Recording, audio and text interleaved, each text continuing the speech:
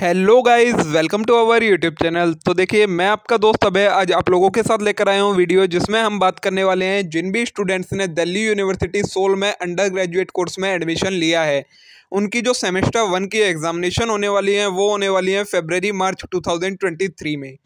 तो जब बच्चों ने एडमिशन लिया है तो उनसे उनका मीडियम पूछा जाता है कि आपको किस मीडियम में एडमिशन लेना है, इंग्लिश मीडियम में लेना है या हिंदी मीडियम में। तो मे बी आपने वहाँ पर इंग्लिश मीडियम अगर चूज़ कर लिया और अब आपको इंग्लिश मीडियम में करने में, सब्जेक्ट्स को स्टडी करने में दिक्कत हो रही है और आप ये सोच रहे हैं कि क्या हम जो अपने आंसर हैंगे एग्ज़ाम में वो हिंदी में लिख सकते हैं।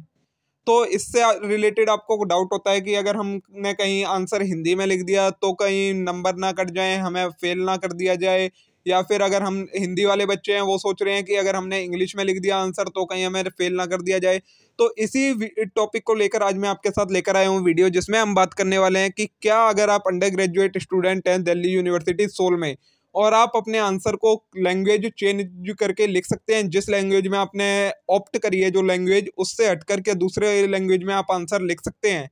तो जी हाँ, इसका आंसर है यस। आप अपना जो एग्ज़ाम है वो दूसरी लैंग्वेज में लिख सकते हैं। अगर आपने इंग्लिश चूज़ कर रखी है तो आप हिंदी में भी अपना एग्ज़ाम लिख सकते हैं, अगर हिंदी चूज़ कर रखी है तो आप इंग्लिश में भी अपना एग्ज़ाम लिख सकते हैं।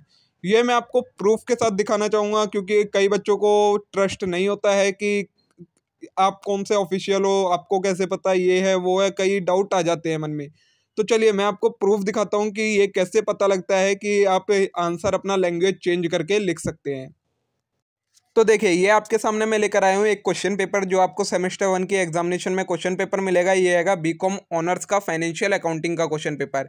इसी टाइप का क्वेश्चन पेपर सबको फ्रंट पेज होता है सभी क्वेश्चन पेपर का, जितने भी कोर्सेज हैं अंडर ग्रेजुएट में उनमें सभी में ऐसा क्वेश्चन पेपर आता है। तो देखिए, इसमें स्पेशली एक नोट दिया गया है, आंसर में be written either in English or in Hindi. मतलब आप आंसर को किसी में भी लिख सकते हैं, चाहे हिंदी में लिखें चाहे इंग्लिश में लिखें, बट लेकिन एक कंडीशन है, same medium should be used through out the paper. पूरे पेपर में उसी सेम मीडियम में आंसर होना चाहिए। अगर आप इंग्लिश में लिख रहे हैं तो पूरा पेपर इंग्लिश में होना चाहिए, अगर आप हिंदी में लिख रहे हैं तो पूरा पेपर हिंदी में होना चाहिए। आप ऐसा नहीं कर सकते कि आपने कुछ पार्ट पेपर का इंग्लिश मीडियम में आंसर दे दिया और कुछ पार्ट दे दिया हिंदी मीडियम में। ये गलत हो जाएगा, इससे आप फेल करे जा सकते हो। लेकिन अगर आप लैंग्वेज चेंज कर देते हो, इंग्लिश वाले बच्चे हिंदी में लिख देते हैं, हिंदी वाले बच्चे इंग्लिश में लिख देते हैं, तो कोई दिक्कत नहीं आएगी, ये आपकी गारंटी है। अगर पेपर के ऊपर ये नोट लिखा हुआ है, अगर क्वेश्चन पेपर पे ऐसा कोई नोट नहीं है, तो मैं आपको यही सजेस्ट करूंगा कि आप अपना आंसर जिस लैंग्वेज में आपने ऑप्ट कर रखा है वही लैंग्वेज में लिखें। वैसे आप लिख सकते हैं, लेकिन क्यों यूनिवर्सिटी से वो लेना कि कहीं बाद में वो फिर चेंज कोई पॉलिसी ले आए जिसकी वजह से आपका एग्ज़ाम कैंसिल हो जाए।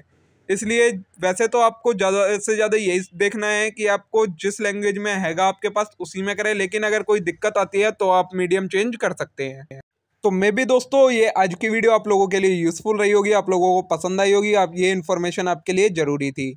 तो अब हम मिलेंगे नेक्स्ट वीडियो में इसी टाइप से किसी और इम्पोर्टेंट अपडेट के साथ। तब तक के लिए आप वीडियो को लाइक करें, चैनल को जरूर सब्सक्राइब कर लें इस टाइप के और इम्पोर्टेंट कंटेंट से अपडेटेड रहने के लिए, और वीडियो को ज़्यादा से ज़्यादा अपने दोस्तों के साथ भी शेयर करें जिससे उनका भी बेनिफिट हो सके। Thank you.